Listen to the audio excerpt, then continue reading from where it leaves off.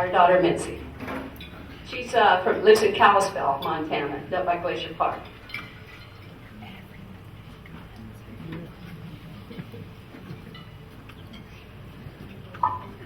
It was really hard for me to try to think of something to say, but my dad and I, every year we went hunting, never missed it. And so I remember this one year, of course, I was married, and we moved to Kalispell, and we had 2 kids. It was really close to hunting season, and for whatever reason, my dad says, "Oh, I need to go get," and I have no idea what it was, but he went up to the attic in the garage, and he was up there, and he's moving around, and he slipped, and he landed on the drywall. He fell through.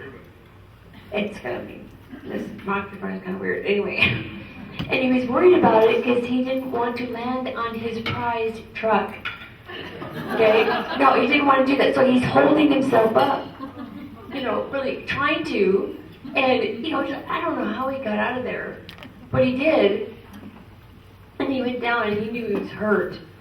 So he went to the house and he called doctor. So he met with the doctor, and the doctor said, "Oh, you ripped your shoulder cup, and it's pretty bad. And so come back today. I will have the surgery." So he did. He went and had the surgery, and a few days later he came back to see the doctor again, and the doctor said, "Okay, now it needs to heal." So he says, "Okay, I'm going to give you this pillow and have you hold up your right arm, so it can heal properly." And so he says, try not to lose it, use your arm very much at all, and don't remove the pillow. Be perfect.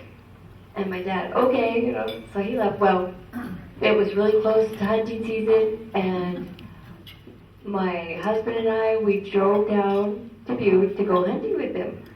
So we did that, and my husband Troy was kind of worried about him because of his, shoulder injury and all that. He goes, "Okay." He goes, "Bob, is it okay if I drive your truck to where we're going?" And my dad and my husband were pretty much real close, like father and son. They're really good. Anyway, so my dad said, "Okay, you can drive my truck," which is a big thing, okay? And so he said, "Okay." So he drove there, and so it was my husband and me, and then my dad next to me. And my dad says, "Oh, no, you do know you're going to be the first shooter." I said, "Yes." "Okay, that's good." So we went where we all normally go to go hunting, and so we went up there, and of course my dad sees a buck right away. Perfect vision. Anyway, so we're like, okay, so my husband is, "Okay, we're going to go a little ways, and then I'll get out of the truck, and I know you're going to shoot the deer, the buck, and so I'm going to go around, and when you shoot it, I know that a whole bunch of deer are going to take off after the first shot.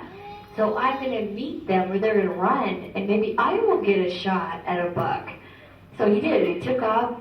So then it was my dad and me in the truck. So, my dad goes, "Well, let's go." So I said, "Okay." So we got out.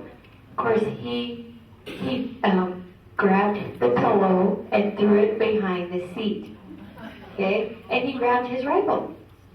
And I have my rifle. And so we went, and he goes, "Okay." He goes, "Go down to that rock, lean against the rock, and make the shot." I said, "No problem." So I went up there. Sure enough, the shot, perfect shot, first shot. And right when that happened, all these deer took off running. Okay, my dad, okay, boom, boom. Okay, he had a 30-30, no scope, and he was injured, and he wasn't holding up with that pillow. And it was a 200-yard shot. And it was a one-arm shot, using one arm. And he shot it first shot. Okay, everybody never believes me that happened, but it really did.